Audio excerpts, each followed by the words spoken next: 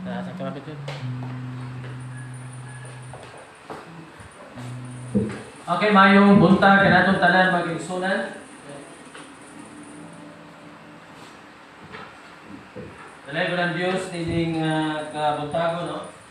Sa iyahang mga pulong ato ang pagatunan karon, pinamot nga ato kining ma-concentrate sa pagtuon.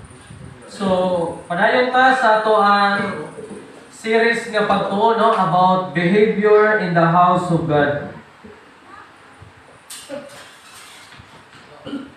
So, ang atong topic mga kaigsunan, murag ikatulo ni ka Domingo, wa ko masayo, ang atong gisgutan ang behavior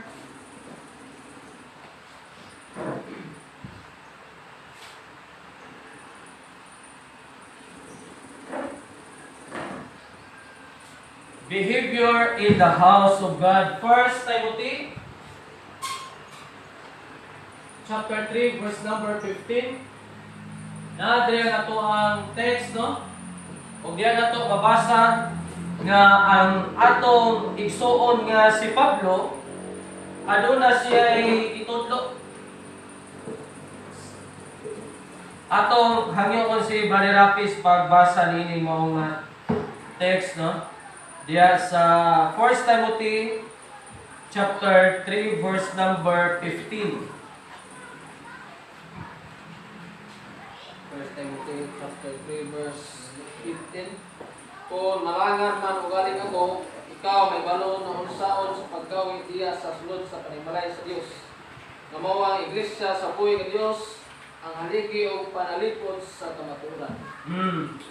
So si Apostol Pablo adunay gitudlo ni batan-ong Timoteo nga kung malangan man ugalay ako, ikaw mahibalo na unsaon sa paggawi diya sulod sa panimalay sa Dios.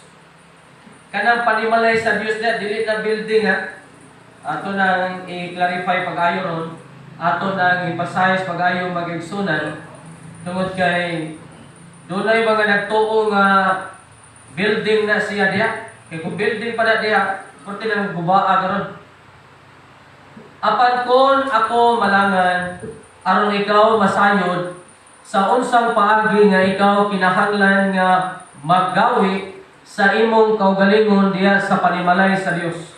Nga mao ang iglesia sa buhi nga Dios, ang haligi ug sukaranan sa kamatuoran.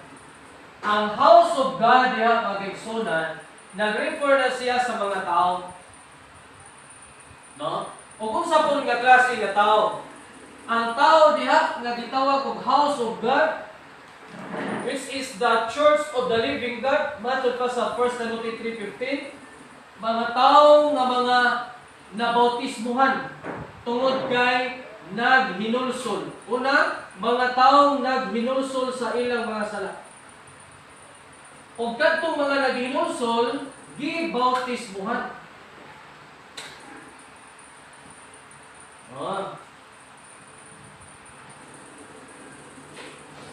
Una ang gitawag og church o gitawag og house of God. Mga tao nga naghinulsol o mga gibautismuhan. Sama sa gihimo ni John the Baptist diya sa Mateo chapter 3 verse number 1 to verse 2 niya iambak sa verse number 5. Ang mga gibautismuhan ni John the Baptist, mga naghinulsol o dayon gibautismuhan. Ato basahon. Akong i-clarify diya napita mag-igsunan tungod kay labi na karong panahon na haskan gaghana ninyo mga palsong doktrina. No? Sugad nga nag-live ko o mga karon tuiga gyud, grabing pag-usbong sa mga pagpangatake mag-igsunan ug diha na kuno sabtan nga daghana gid doktrina ay nga gi-practice bitaw nga wala na may subay sa Biblia. Kung gisubay magani nila pero nagkasumpaki. Chapter 3 verse number 1. Mateo 3:1. Yan itong mga adlaw, miabot si Juan ang Baptist nga nagawali diya sa kamingawan sa Judea. O nagaingon, pag hinulsol ka mo, kaya gingarian sa langit, hadool na. So, ang iyang teaching, ang wali ni John is repentance, pag hinulsol. Unya, pag-abot sa verse number 5, unya, miadto ngadto kaniya ang Jerusalem, ug ang tibuok Judea, ug ang tanang dapit sa palibot sa Jordan. O gibautismoan niya diya sa Jordan nga nagasugid sa ilang mga sala. So ang mga gipangbautismuhan kadtong mga naghinulsol. So ang mga naghinulsol nahimo nato silang nakaangkon og kaluwasan, napasaylo na. Acts chapter 3 verse number 19. No? Kung basahan nimo sa book of Acts, ang tao nga ginulsol papasok gyud iya masala. Now, karon ang kining mga kini mao nga katawhan nga naginulsol, gibautismohan, na-member na siya sa church. Okay? Pagka-membro sa church, gitudloan kita ni Apostle Paul in 1 Timothy 3:15, pinaagi ni Timoteo nga dapat mopakita tag mga pamatasan diha sa panimalay sa Dios. But pasabot diha sa mga katawhan, diha sa mga kaigsuonan. Atong ipakita ang maayong pamatasan. Kanus ama nato mapakita ang atong maayong pamatasan? No? Ato sa ato ang itawag na pagtuon about behavior. Kanus ama nato mapakita ang ato ang maayong pamatasan sa atong isig ka membro or isig ka Kristohanon? Sagad ba itabo panahon sa worship? Sa panibahon mga kaigsuonan, pwede natong mapakita ang atong behavior or pamatasan diya sa itong mga kaigsuonan, diya sa Ginoo panahon sa panibahon. Panahon sa kinigitawag o na ay mga church activity. Okay? So, karon ato maning natun-an ang pipila ka mga number 1, listen with a humble heart, no? Ako naman yung take up. And then number 2, concentrate on every word. And number 3, listen while praying for the ability to correctly understand God's word. And then number 4, listen to what God is telling us through the preacher. Maminaw ta, no? Sa mga kung ilista? Inyo naman na pa na? Na-TikTok rin yun eh? Okay na. So, ato nila ba yung Domingo, number 6 ba tato? Listen with a thankful heart to.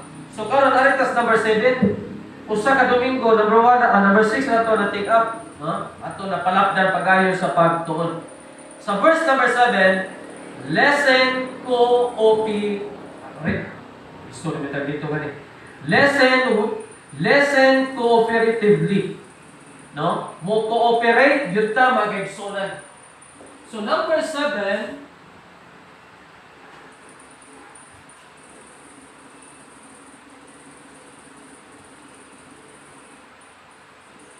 no? Ang pagpaminaw uban ang pag-cooperate. Praying for spiritual guidance.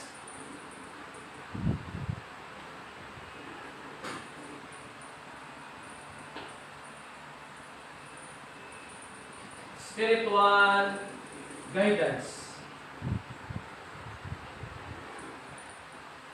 And then, for the preacher. What is a pag-cooperate?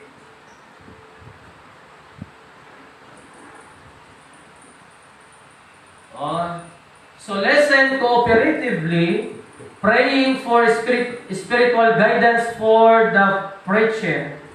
No, this is a great encouragement to the preacher and helps to provide for a better, more spiritual preacher. One way to listen cooperatively is to look at the preacher's face. So mga kaigsuonan, usa sa behavior nga atong mapakita sa Dios ug ngadto sa atong mga kaigsuonan ang pagpaminaw nga adunay pagkuoparar. May Bisaya ginalig po kini. Kana bang nakigtambayan ka? Unsa tay? Oh. Di kuoparar kani apil juga. Oh.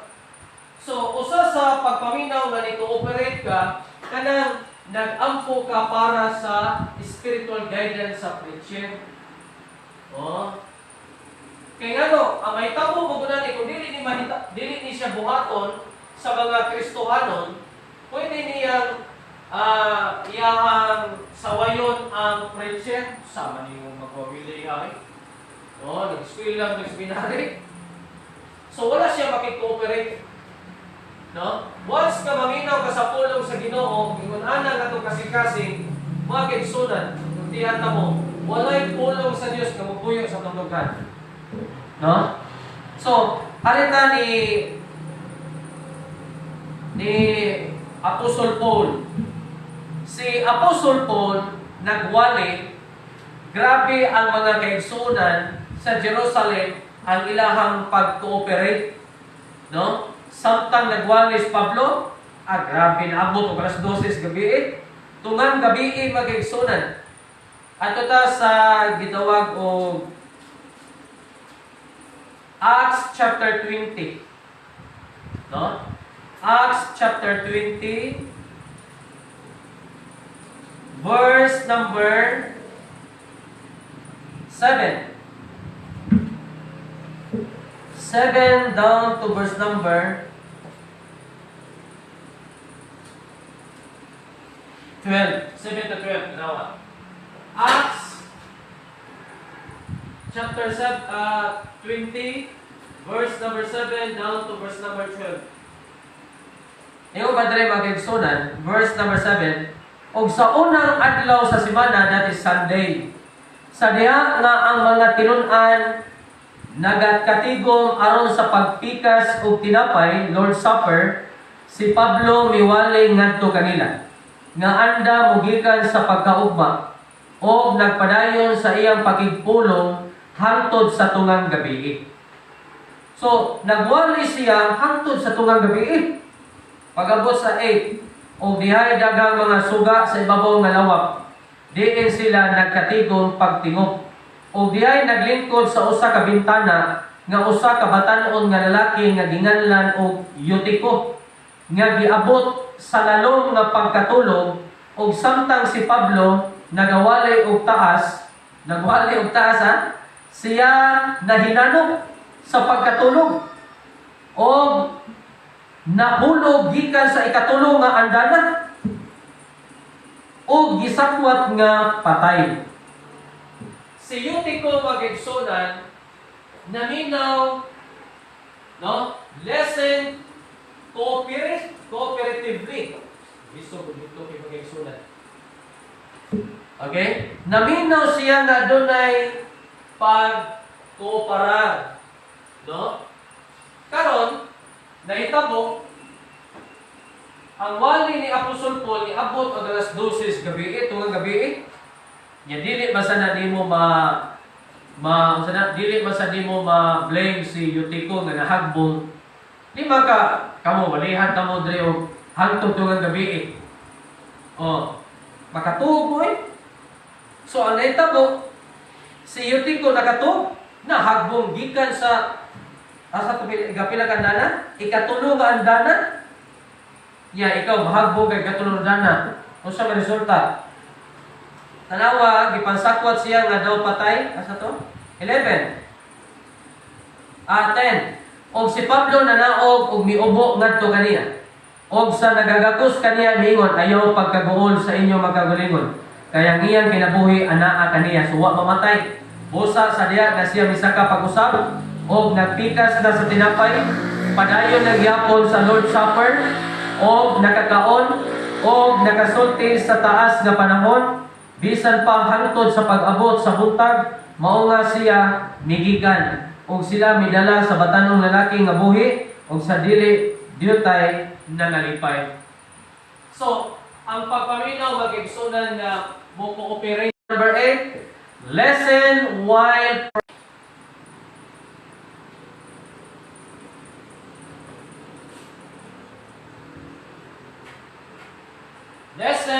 while praying, not only for yourself, no?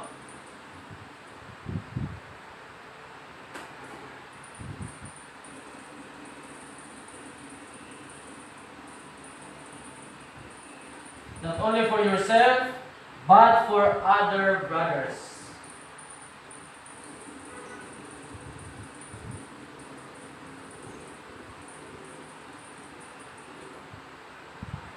Other brothers and sisters and visitors. So, brothers, sisters, mga igsuna to babae, and visitors, no? Kung natin mga visitors, ato yung iyampo sila. Dili kay iyampo na naman yung kagalingon nga Lord, pasapta ko si mga pulong, kung dili, bisa ng among mga igsuon, ginoong lalaki babae, kung labos tangan ang among bisita, nga makasabot sila sa kaluwasan, makasabot sila sa gospel. Mao na'y pagpakita sa maayong kinaiya at tubangan sa Dios ngadto sa iyahang panibalay nga mao ang church or iglesia. Okay? So mao na pag-igsunan nga atong mahimong mapakita. And then number 9, kita maglangan aron mahuman kita rin. Number 9, take notes. No? Number 9,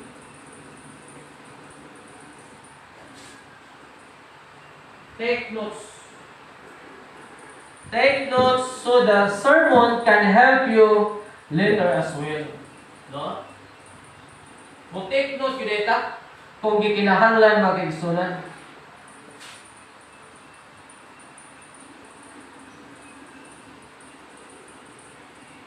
So the sermon can help you.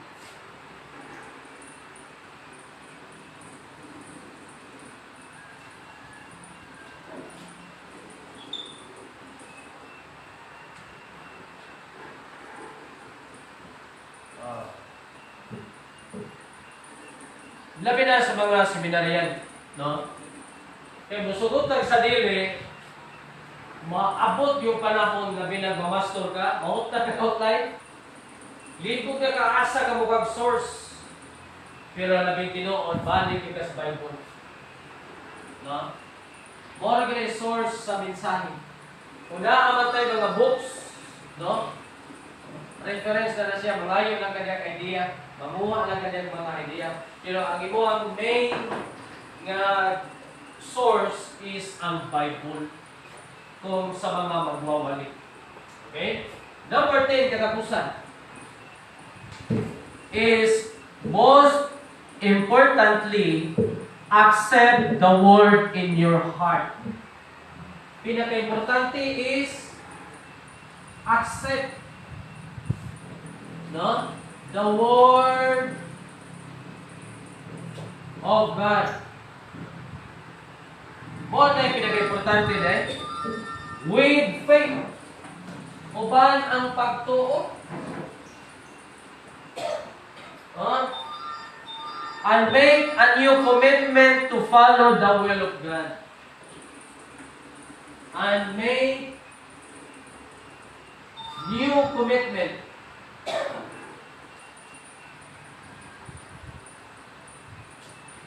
to follow the will of God. Of God. Hebrews chapter 4 verse number 2 and 3. Ato basahon. Hebrews chapter 2 or chapter 4. Atong iyo si Brother Junjun pagbasa. Hebrewanon kapitulo 4 versikulo 2 o 3.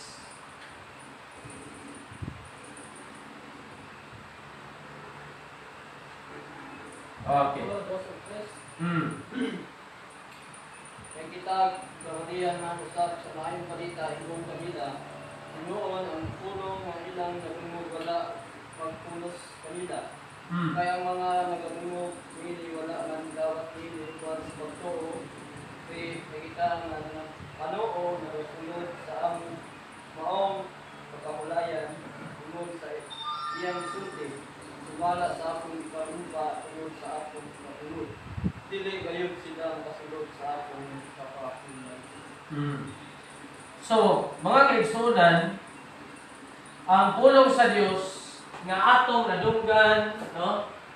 Gikan sa number 1 hangtod sa number 9, ang pinaka-importante niya mao gyud ang pagdawat. Sakit, hapdos, halang, kung dawaton nimo ang pulong sa Dios, no? Kuban ang pagtuo, pagsalig, niya maghimo kag mga commitments, Lord, wala ko mga commitments para nimo. Aron pag sunod sa imong kabubuton, mga kaigsunan, makita gina sa Ginoo ang imong behavior. Okay, so sa dili pa ta moadto sa pagtapos, base na ay mga pangutana. Pang pastor, Okay. just sa may co-parenting. Oh, cooperate. Parang, halimbawa ko, na ay di maayo, na ay kalaaw. Kaya ang preacher, pwede na memory ang. Oo, pwede. Kaya cooperate man. No, listen cooperatively. Praying for the spiritual guidance for the preacher. So kung nakaibalo ka nga ang preacher na isala, sa wa pa siya magwali, i-reconcile na daan. Example, sa di pa ang simba, pakihistorya yung kanya daan nga. O, di siya, hindi mo siyang padahigan sa sala.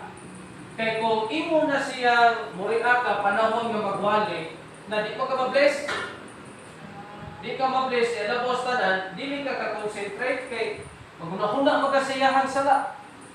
So, ang gusto, ang nindot na proper na is, sa wala pa ka maminaw sa iyang iwali, imo gyud siyang istoryahon nga kamukha lang. Pero kayo, hindi pa mo kalibano kung sa iyong iwan. Kana namang, yan na ako ng ibalaan ka na wali. Kung sa mga pong klase nga sala, Halimbawa ka na, hindi ba, sa ako ka na lang, hindi tama ang iyang, tudlo. pwede lang mo yan. Oo, pwede ka mangutana. Imo i-clarify. Ingnan mo pastor or preacher. Kanang imo ang giingon ba nga oni? Gibuko. Nya mo hatag kasi mo ang side nga ang ako nasabtan mo guna na oni. Nya ang imong pasabot mo ra mag nisupak sa ako nasabtan. So dito mo man dito kanya pasabton. Bisan sa kuha, pwede mo ko na kung namin wa masabti. Murag ni again siya sa Bible.